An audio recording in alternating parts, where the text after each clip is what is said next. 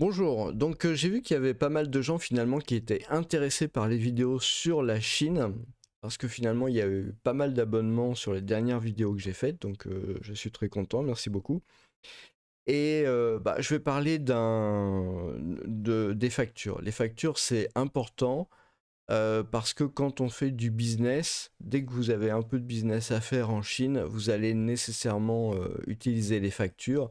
Et puis même si vous travaillez comme employé, vous avez besoin de savoir ce que c'est que les factures parce que vous allez en avoir besoin pour justifier de vos dépenses, hein. C'est assez classique.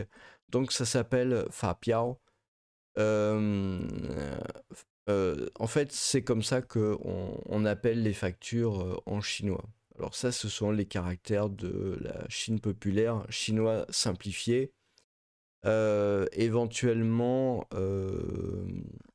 je peux vous mettre ça en caractère chinois traditionnel. Donc ça, c'est la même chose, mais simplement, c'est ce que vous allez trouver par exemple à Taïwan, hein. Et éventuellement, c'est aussi les caractères qui sont utilisés traditionnellement à Hong Kong, hein, puisqu'en fait, c'est la Chine communiste qui a mis en place les caractères simplifiés. Alors, c'est pas tellement lié au entre guillemets communisme, hein, mais parce que c'est une réflexion qui existait avant le communisme, mais voilà, ils ont simplifié comme on peut le voir, hein, c'est assez clair. Le premier caractère, par exemple, il y a tout un tas de caractères comme ça qui sont plus simples. Voilà. Alors, maintenant, si on regarde si on regarde ici ce document, hein, donc ça c'est le fameux invoice, Fapiao, c'est écrit en anglais ici et en chinois, vous allez voir en fait que ça correspond à une facture et ça correspond vraiment à un document qui va être utilisé pour faire la taxation, pour faire l'imposition. Donc c'est un document qui est très important. En fait, ce document-là, normalement, hein, parce qu'on va voir que ça a changé justement, et c'est pour ça que je fais cette vidéo.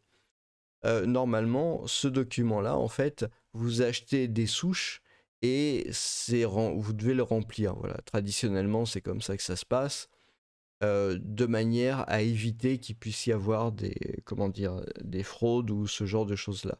Mais bon, ça n'empêche pas des trucs un peu bizarres. Je me rappelle à l'époque, quand on sortait des gares en Chine, il y avait régulièrement des gens qui vendaient ce genre de choses-là.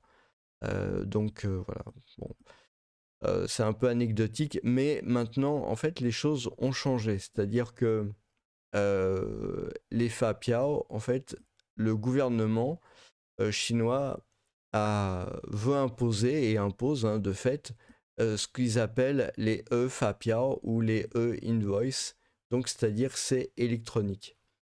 Alors, vous pouvez aller, je vais vous montrer l'URL du site pour que vous puissiez éventuellement y aller. C'est important, hein. Vous voyez là-haut, donc c'est www.registrationchina.com et puis vous avez article Chinese e-invoice or Fapiao, everything you need to know. Voilà. Donc vous regardez là-dessus et vous avez pas mal d'informations sur le sujet. Alors j'ai eu l'impression, hein, en lisant rapidement le texte et en regardant la conclusion, que ça avait été plus ou moins peut-être écrit en utilisant quelque chose qui ressemble à ChatGPT, mais bon, c'est pas très grave.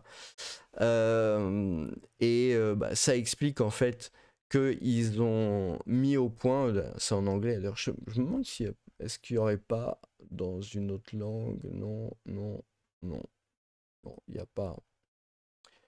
n'y a pas dans une autre langue. Voilà.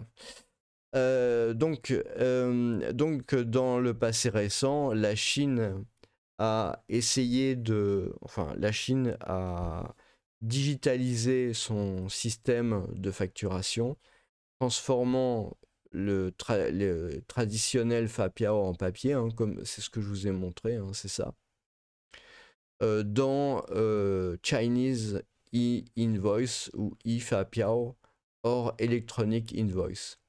Donc ce changement a apporté de nombreuses modifications et des difficultés, et en particulier pour, alors ça c'est important, les Foreign Invested Enterprise. Alors, donc en Chine, en fait, vous avez différents types de sociétés. Vous avez les Foreign Invested Enterprise, donc les entreprises avec investissement étranger, où généralement vous pouvez avoir des règles qui vont être particulières. Donc il y a tout un tas de questions qui se posent. Et donc cet article répond à ça. Donc China's Invoice, bon, le fait que les fapiao, la facture soit quelque chose d'assez unique. Alors il faut comprendre que c'est assez important que ça soit digitalisé en Chine, parce que bah, comme ça permet d'éviter, comment dire, ça permet d'éviter des comportements fraudeurs vis-à-vis du fisc en fait chinois. Et donc voilà, vous avez besoin de comprendre les caractéristiques du système chinois. Voilà, donc ça c'est important. Plein d'étrangers qui arrivent en Chine pensent que les fapiao c'est la même chose que simplement un bordereau de invoice, une facture, mais c'est pas exactement comme un reçu ordinaire. En fait, en Chine, les fapiao, c'est surtout un outil de taxe. Hein. Voilà, c'est un tax voucher en fait. Vous allez chercher un carnet avec toutes les fapiao, et puis après, donc vous devez vous en servir. Vous ne devez pas perdre. Hein, vous devez pas perdre une feuille dans ce truc-là. Et puis, vous pouvez pas modifier ou faire des choses comme ça. C'est vraiment quelque chose d'assez rigoureux normalement. Donc, il y a un statut spécial et voilà, c'est ce que je vous explique en fait, et des modes d'utilisation qui sont assez stricts. Donc, c'est supervisé de manière uniforme, etc. Donc, voilà. Ensuite, vous avez un certain nombre de choses. À la limite, je vous laisse regarder l'article. Hein, je veux dire, je vais vous faire le commentaire en gros, et puis vous donner peut-être quelques aussi recommandations. Donc, ils ont introduit le système en 2015, il n'y a pas longtemps, hein, il n'y a vraiment pas longtemps. Et puis voilà, ils ont pris des décisions en 2020.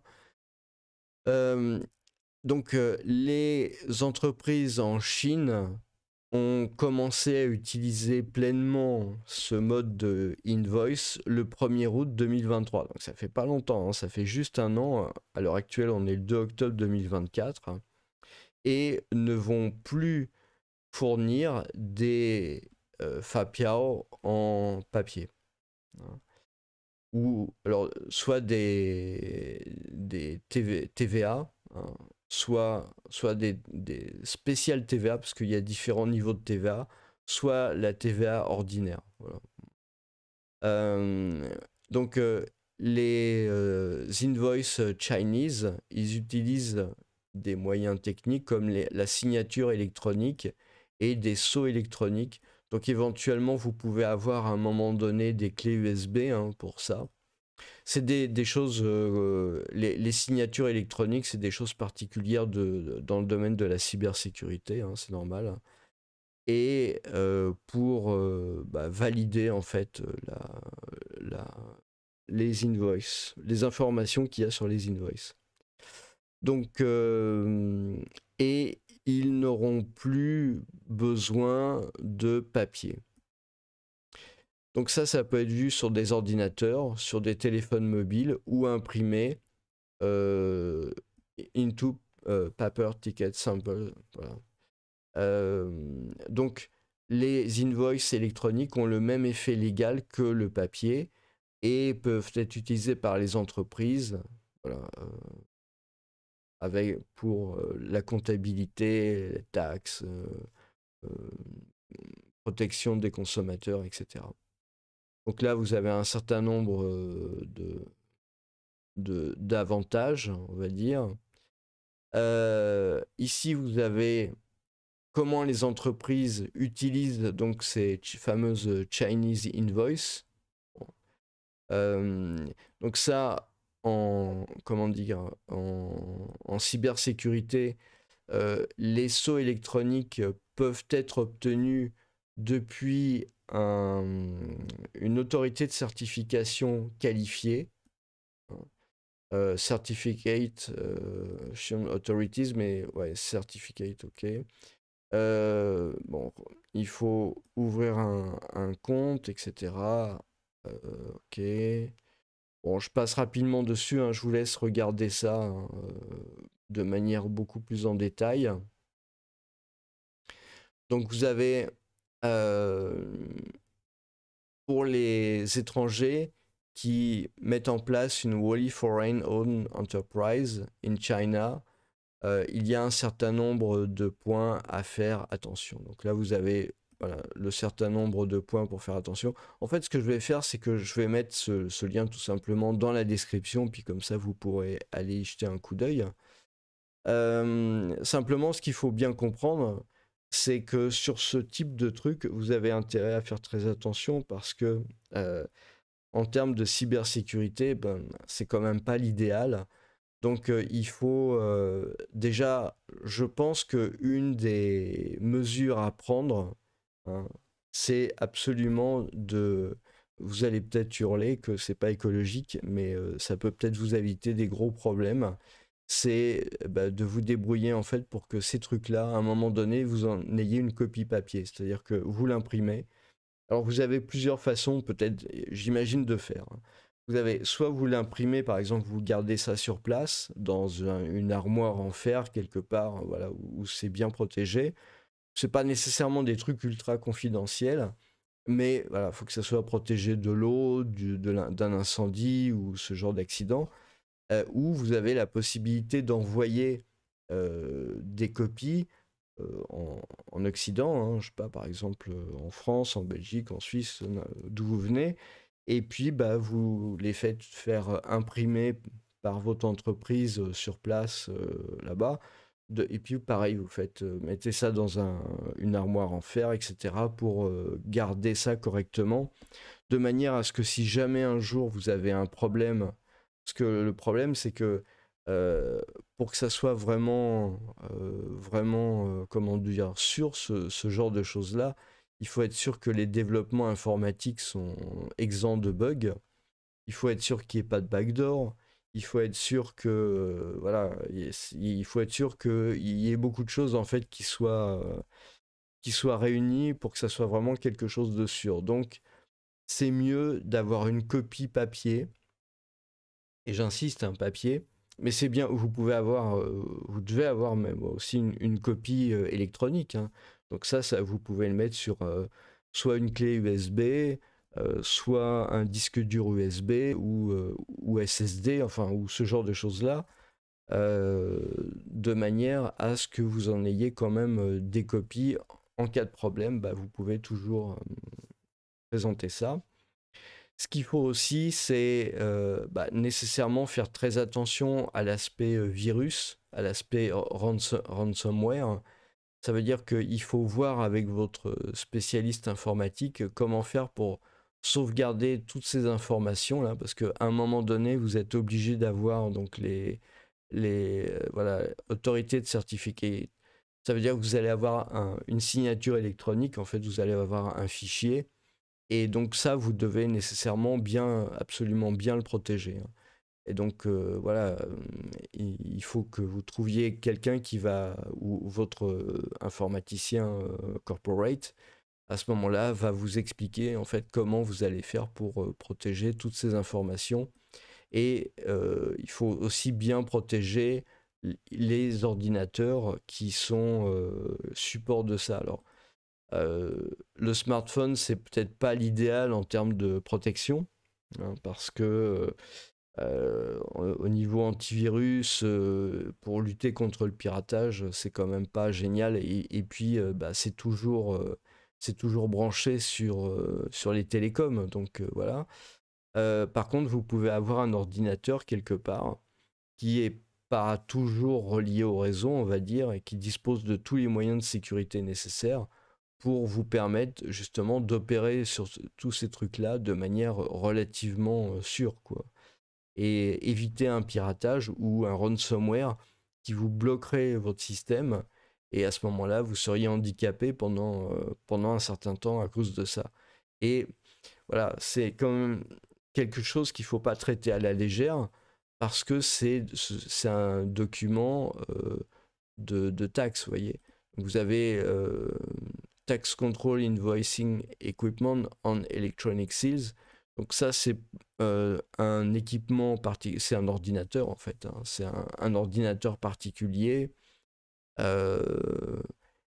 Mais vous pouvez donc choisir aussi votre propre ordinateur comme terminal de facturation ou d'achat, voilà, pour faire ce genre de choses-là. Donc il faut vraiment faire très attention à cet aspect-là, hein. C'est vraiment très important. Mais voilà, ils sont en train de mettre ça en place, enfin c'est en cours, hein. C'est très nouveau, donc ça nécessite quand même de la vigilance et voilà, de bien faire attention à la manière dont vous allez implémenter ça, dont vous allez utiliser ça. Voilà, je ne vais pas passer plus long sur le sujet. Je vous mets dans la description le lien en question, comme ça vous aurez l'occasion d'étudier ça à tête reposée. Et puis si vous avez des questions et des remarques, n'hésitez pas à mettre ça en dessous la vidéo, je la laisse publique, hein. Et puis, voilà, vous pouvez vous entraider entre vous en fonction de ceux qui connaissent pas, etc. Voilà, donc je vous remercie et je vous souhaite une bonne journée.